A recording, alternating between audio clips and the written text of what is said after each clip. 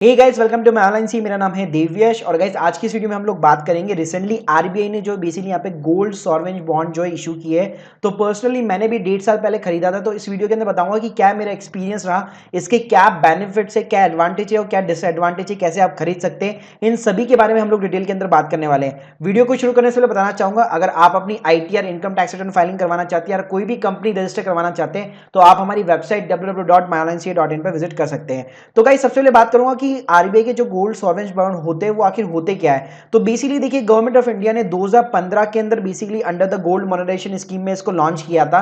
इसका फायदा क्या है, आपको गोल्ड कहीं पे भी अपने घर के अंदर स्टोर करके नहीं रखना है। आपको सिंपली क्या करना है, आपको गवर्नमेंट को पैसे देने हैं और गवर्नमेंट आपको एक सर्टिफिकेट देगा जिसके ऊपर लिखा होगा कि आपने इतने रुपए का गोल्ड यहाँ पे लिया हुआ है। उसके बाद में एट दी 5 साल मतलब 5 साल बाद में आप जो है बेसिकली उस गोल्ड का जो भी प्राइस चल रहा होगा उस रेट के ऊपर उस बॉन्ड को बेसिकली रिडीम कर सकते हैं। तो गाइस इसका सबसे बड़ा बेनिफिट ये है कि जब भी आप गोल्ड का जो भी बॉन्ड खरीदते हैं, एक तो आरबीआई आपको 2.5% का इंटरेस्ट रेट देता है। सेकंड थिंग, आपको कोई भी स्टोरेज करने की जरूरत नहीं है गोल्ड को। तीसरी चीज, जो आपको रिटर्न ऑफ इन्वेस्टमेंट मिलेगा वो बेसिकली 5 साल बाद में मिलने वाला है, राइट। क्यों? क्योंकि बेसिकली आप बीच में कभी भी इसको जो है रिडीम नहीं कर सकते। जैसे मान लीजिए अभी 1 महीने बाद में अगर गोल्ड की प्राइस बढ़ जाती है और आज मैं खरीदता हूं, तो ऐसा नहीं है कि 1 महीने बाद में मैं इस बॉन्ड को जो यहाँ पे बेच दूंगा गोल्ड की रेट पे। जी हाँ, अदर वे मैं ओपन मार्केट में बेच सकता हूं, जिसके ऊपर भी मैं आगे आपको बताऊंगा।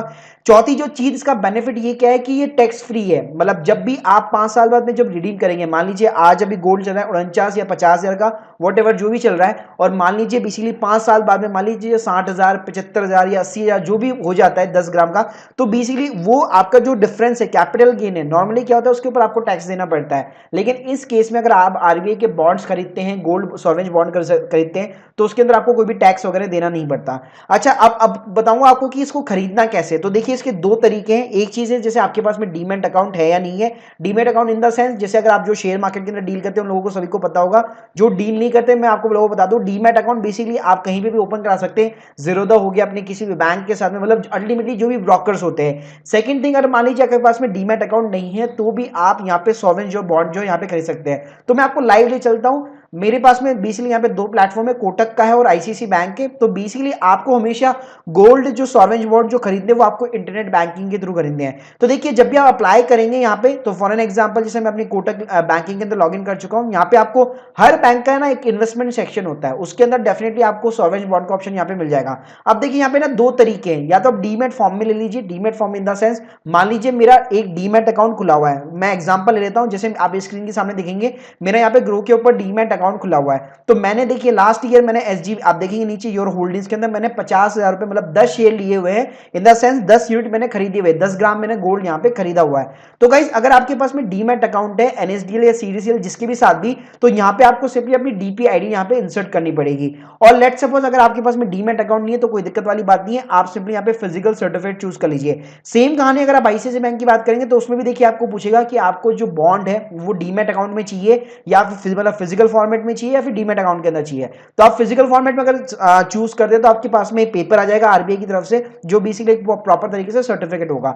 अब मैं बात करता हूं कि डीमैट में खरीदने का और नहीं खरीदने का एडवांटेज क्या है। तो देखिए गाइस, अगर आप डीमैट के अंदर होल्ड करके रखते हैं, फॉर एन एग्जांपल आप यहाँ पे देख सकते हैं मेरी स्क्रीन के सामने, ये मेरे डीमैट अकाउंट खुला हुआ है और इसके अंदर मेरी ये 10 यूनिट यहाँ पे आ चुकी है, मतलब 10 ग्राम यहाँ पे आ चुका है। तो जिसकी अभी जो प्राइस चल रही है वो 48,000 रुपए चल रही है, मतलब मार्केट के अंदर 48,000 रुपए चलेंगे। ये गोल्ड का प्राइस नहीं है, ये बेसिकली ट्रेडिंग का प्राइस है। मतलब एक जब लोग एक दूसरे जब बाय और सेल करते हैं बेसिकली यूनिट्स, जैसे हम लोग शेयर कैसे बाय एंड सेल करते हैं, वैसे ही आप आरबीआई की इन बॉन्ड्स को भी ओपन मार्केट के अंदर सेल कर सकते हैं। लेकिन अभी आप देख सकते हैं यहाँ पे मेरा लॉस चल रहा है। मैंने 50,000 रुपए में खरीदा था और अभी राइट नाउ मेरे जो यूनिट्स है उसका जो प्राइस है वो है 48,080 रुपए समथिंग, राइट। ठीक है, तो अगर मान लीजिए मुझे पैसों की नीड आ जाती है और मैंने अगर अपने डीमैट अकाउंट के अंदर अपने आरबीआई के बॉन्ड्स डाल रखे और मुझे तो भाई लॉस में भी चाहे मुझे बेचना है, तो मैं इमीडिएटली यहाँ पे आराम से इसको सेल आउट कर सकता हूं, इतनी तो इसमें लिक्विडिटी होती है।